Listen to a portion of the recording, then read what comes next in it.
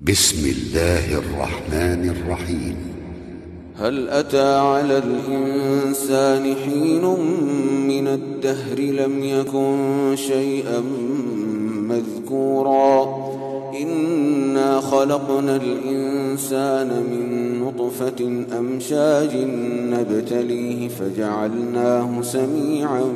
بصيرا إنا هديناه السبيل إما شاكرا وإما كفورا إنا أعتدنا للكافرين سلاسل وأغلالا وسعيرا إن الأبرار يشربون من كأس كان مزاجها كافورا عينا يشرب بها عباد الله يفجرونها تفجيرا يوفون بالنذر ويخافون يوما كان شره مستطيرا ويطعمون الطعام على حبه مسكينا ويتيما وأسيرا إنما نطعمكم لوجه الله لا نريد منكم جزاء ولا شكورا إنا نخاف من ربنا يوما عبوسا قمطريرا فوقاهم الله شر ذلك اليوم ولقاهم نضرة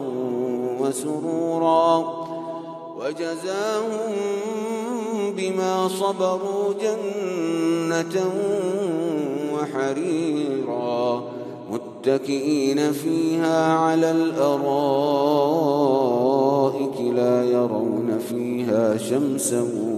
ولا زمهريرا ودانية عليهم ظلالها وذللت قطوفها تذليلا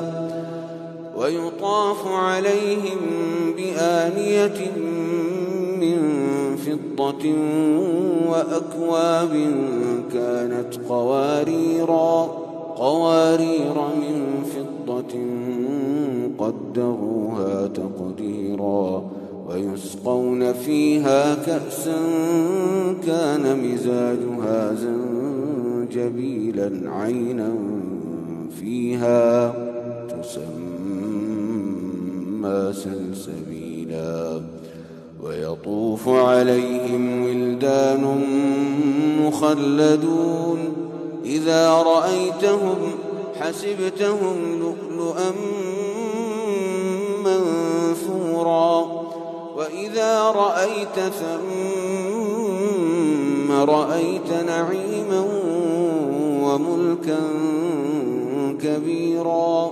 عاليهم ثياب سندس خضر واستبرق وحلوا أساور من فضة وسقاهم ربهم شرابا طهورا إن هذا كان لكم جزاء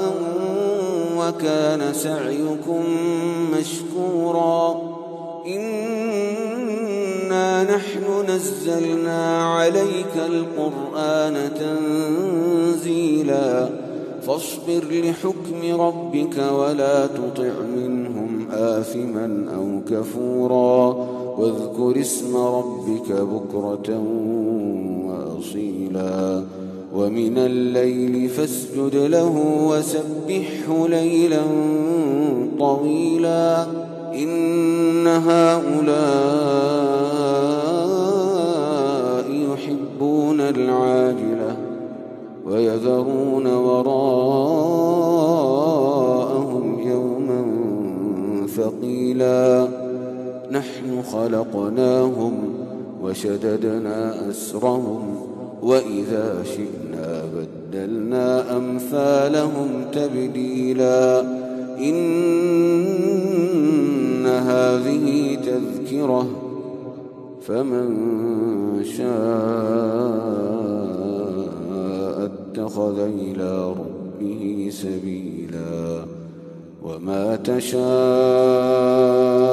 إلا أن يشاء